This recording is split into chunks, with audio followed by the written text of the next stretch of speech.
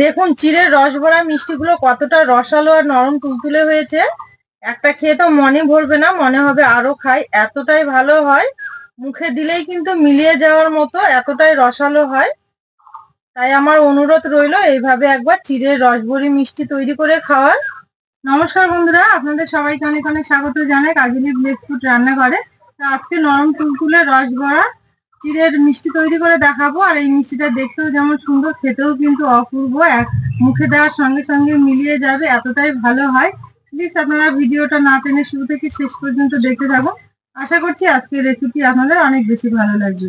তো চিড়ের রসভরি মিষ্টির জন্য এখানে আমি 1 বাটি চিড়ে নিয়েছি। এবার এই চিড়েটা ভালো করে একটু কচলে ধুয়ে নেব। একটা বড় বাটিতে নিয়ে নেব। যদি মনে করেন যে মিষ্টি বেশি করে তৈরি করবেন, সেক্ষেত্রে একটু চিড়েটা বাড়িয়ে নেবেন। এবার জল দিয়ে খুব ভালো করে ধুয়ে নেব। তো এখানে 2-3 বার খুব ভালো করে ধুয়ে নিতে হবে চিড়ে।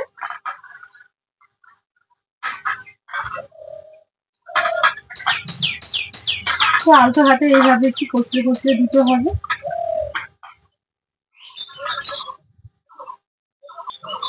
দেখুন এখানে চিড়েটা আমি খুব ভালো করে ধুয়ে নিয়েছি, আর চিড়ের সঙ্গে একটু সামান্য জল আছে। তো এই জলেই কিন্তু চিড়েটা খুব ভালো মতো ভিজে যাবে। এবার থালা দিয়ে ঢেকে 10 থেকে 15 মিনিটের জন্য রেখে দেবো। আর এবার আমি চিনির সিরাপটা তৈরি করে নেব। চিনির সিরাপ তৈরির জন্য উনুন জেলে কড়াই বসিয়ে দিয়েছি। কড়াইয়ে দেবো আমি এই বাটি মেপে 1 বাটি চিনি।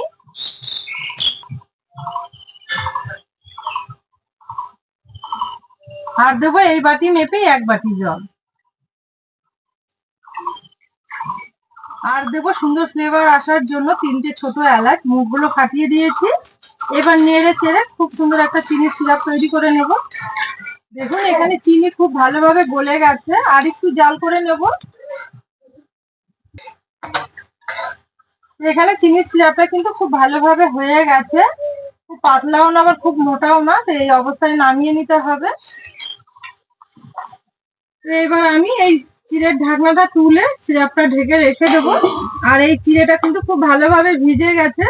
এবার একটা মিক্সি জারের মধ্যে খুব সুন্দরভাবে পেস্ট তৈরি করে নেব। এই যে দেখুন একদম চিড়েটা ভিজে কিন্তু একদম নরম হয়ে গেছে, এই যে দেখুন। এবার আমি একটা মিক্সি জারের মধ্যে ভরে নেব।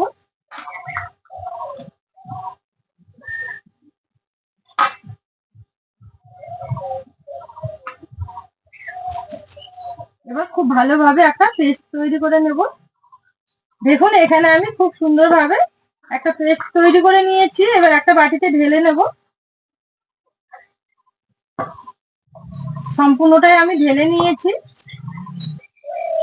এবার আমি এখানে 1 প্যাকেট আমুল দুধ নিয়েছি। এবার এই আমুল দুধ অল্প করে দেব, মানে বারে বারে দিতে হবে, না হলে আবার দলা পেকে যাবে। এইভাবে দেব আর একটু করে মেখে নেব।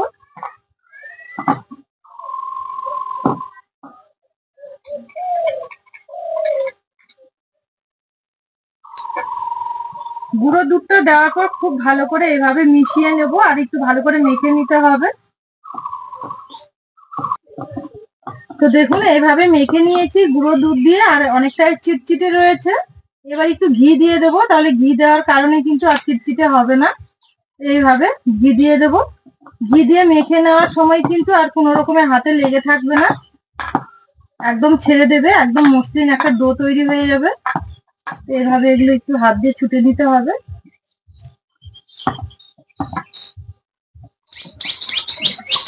ঘি দিয়ে দেখুন একদম মসৃণ করে মেখে নিয়েছি।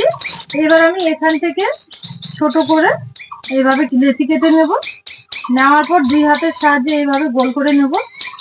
দেখুন এখানে আমি গোল করে নিয়েছি। গোল করে নেওয়ার পর হাত দিয়ে এইভাবে একটু চেপে দেব। এই যে দেখুন একদম রসবড়ির শেপে তৈরি করে নিয়েছি। এইভাবে বাকিগুলোও তৈরি করে নেব।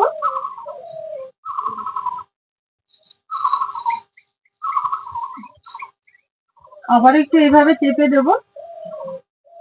এই যে দেখুন আবারও তৈরি করে নিয়েছি।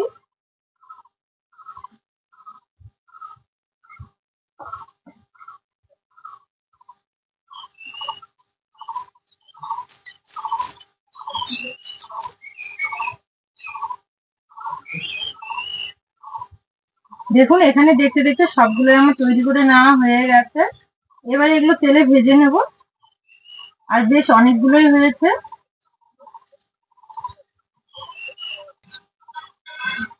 চিড়ের এই রসবড়িগুলো ভেজে নেওয়ার জন্য সবার প্রথমে কিন্তু তেলটা খুব ভালো মতো গরম করে নিতে হবে, নইলে আবার চিটচিটে হয়ে নিচে লেগে যেতে পারে। তো এখানে আমি তেল খুব ভালো মতো গরম করে নিয়েছি, এবার এগুলো ছেড়ে দেব।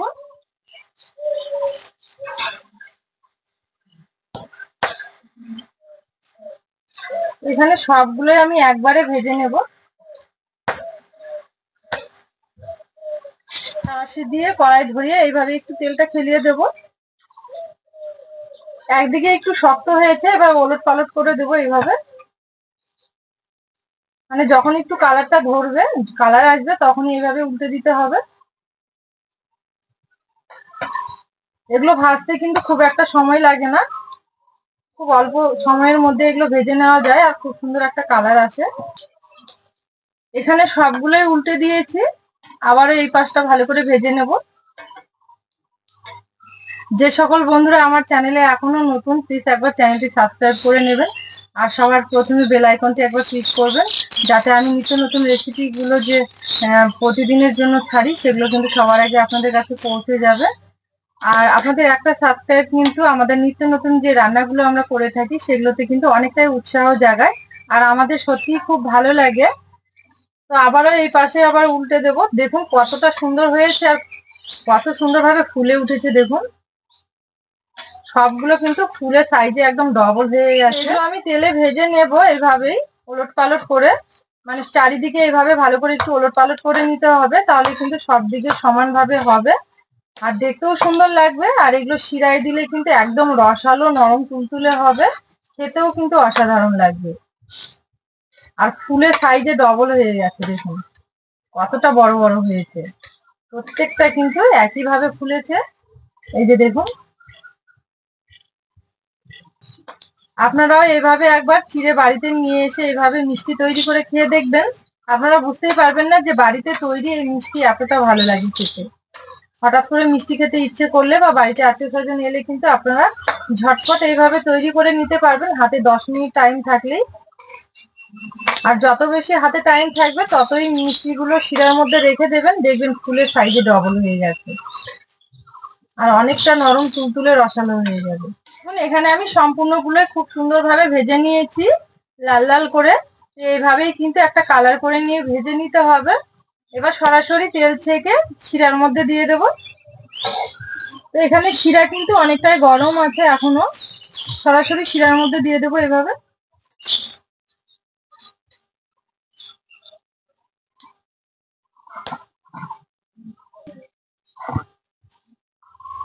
এবার শিরার সঙ্গে ভালো করে ওলট মালট করে দেবো এইভাবে।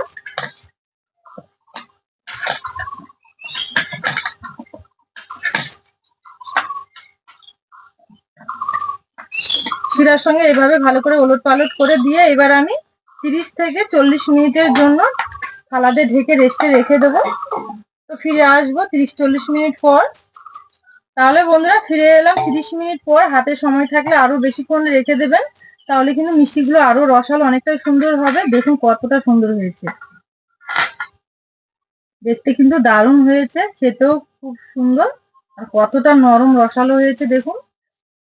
আপনারা অনেক রকমের মিষ্টি খেয়েছেন, কিন্তু চিড়ে দিয়ে তৈরি এই মিষ্টিটা একবার তৈরি করে খেয়ে দেখবেন, বাড়ির সকলেই খেয়ে খুব প্রশংসা করবে। খেতে এতটাই ভালো লাগে, মুখে লেগে থাকার মতো, আর মুখে দিলেই কিন্তু মিলিয়ে যাবে, এতটাই ভালো লাগে। আমার এই রেসিপিগুলো যদি আপনাদের ভালো লেগে থাকে তাহলে অবশ্যই কাজলি ভিলেজ ফুড চ্যানেলটি একবার সাবস্ক্রাইব, লাইক, শেয়ার করে পাশে থাকার অনুরোধ রইল। আর ফেসবুক পেজ থেকে দেখলে পেজটা অবশ্যই একবার ফলো করবেন। আজকের ভিডিওটা এখানেই শেষ করলাম। সবাই খুব ভালো থাকবেন, সুস্থ থাকবেন, আবার দেখা হবে এরকম নতুন কোনো রেসিপি নিয়ে।